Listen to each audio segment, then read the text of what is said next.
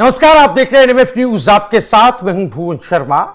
बात महाराष्ट्र की सियासत की, जहां इन दिनों भाषा को लेकर एक बार फिर विवाद गर्मा गया है।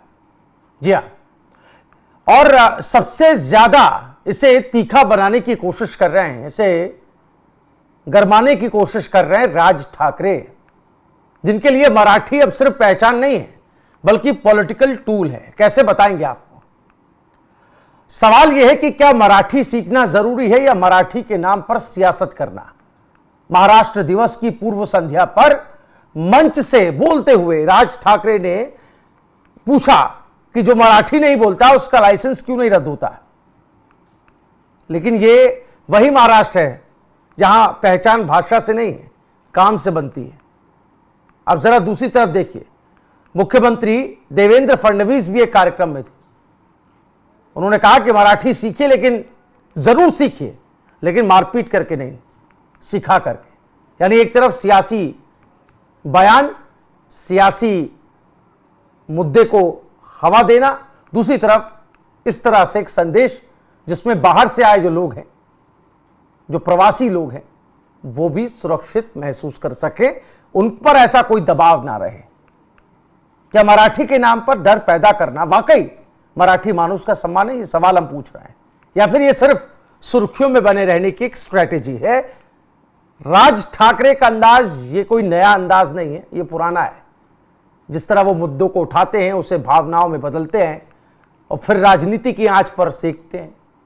लेकिन आज के महाराष्ट्र में, जहां हर भाषा, हर प्रदेश के लोग मिलकर एक राज्य को चलाते हैं, शहर को चलाते हैं, वहां मराठी बनाम बाकी, ये जो नैरेटिव है, ये कितना टिक पाएगा? और सबसे बड़ा सवाल, क्या भाषा सिखाने का तरीका समझाना होना चाहिए या फिर धमकाना होना चाहिए?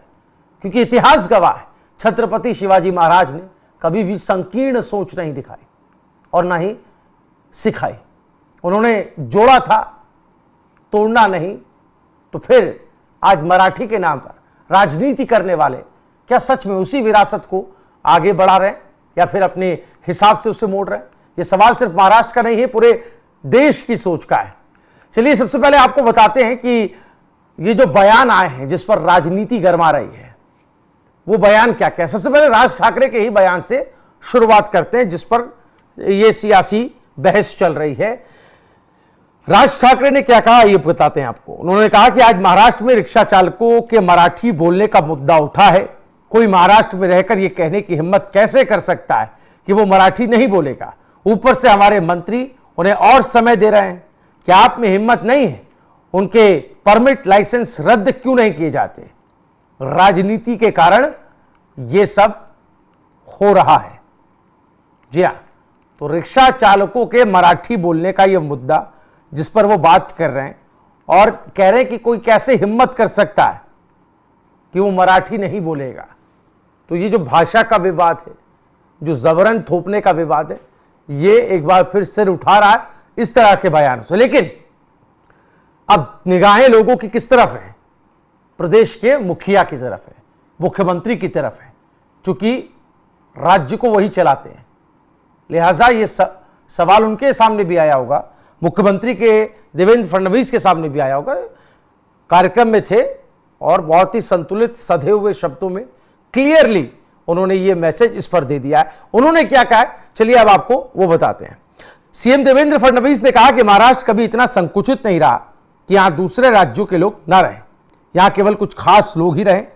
छत्रपति शिवाजी महाराज ने हमें जो महाराष्ट्र धर्म सिखाया है, उसमें भी ऐसी सोच के लिए कोई जगह नहीं है। मुझे गर्व होता है जब मेरा मराठी भाई देश के किसी भी राज्य में जाकर वहां की संस्कृति और विकास में योगदान देता है।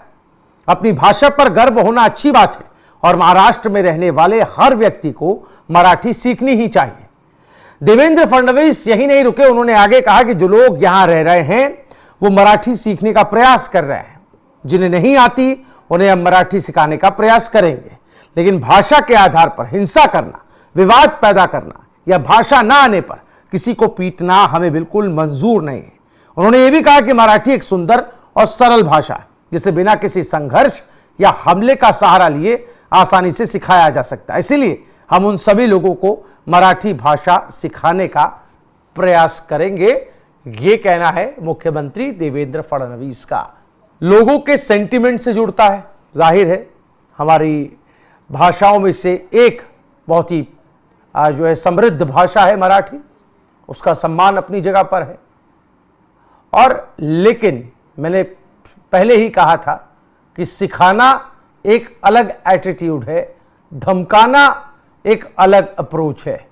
तो धमकाने वाले लोगों की बात लोग ज्यादा मानेंगे या सीएम देवेंद्र फडणवीस जो सिखाने की अप्रोच रखते हैं, कहते हैं कि हम सिखाएंगे, उस पर लोग ज्यादा भरोसा करेंगे, उस पर लोग ज्यादा विश्वास जताएंगे। तो यह आपको भी तय करना है, आप इस पूरे मामले पर क्या कुछ राय रखते हैं, क्या कुछ सोचते हैं। यह मुद्दा जिस तरीके से पहले भी उठता रहा है, मराठी बनाम बाहरी का जो मुद्दा उठता रहा है, मराठी ना बोलने पर हमने कई वीडियोस को देखा, लोगों को पीटा तक गया, धमकाया तक गया, उसके कई वीडियोस वायरल हुए। एक अच्छी खासी तादाद जो है बाहर के लोग जो काम रोजी रोटी के लिए, काम के लिए या किन्हीं वजहों से महाराष्ट्र में, मुंबई में आकर रहते हैं,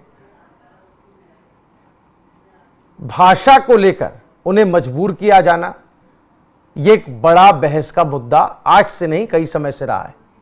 और अब एक बार फिर से जब ये सिर उठा रहा है, एक कोशिश सरकार कर रही है कि कैसे मराठी जो कि एक सुंदर और सरल भाषा है, बिना किसी इस तरह के माहौल के जिसमें हमला, स्ट्रगल नजर आता हो, ऐसे माहौल के बिना आसानी से लोगों को समझाया जा सके, सिखाया जा सके, ये कोशिश है। तो आप लोगों का क्या कुछ कहना है, कमेंट करके जरूर बताइएगा।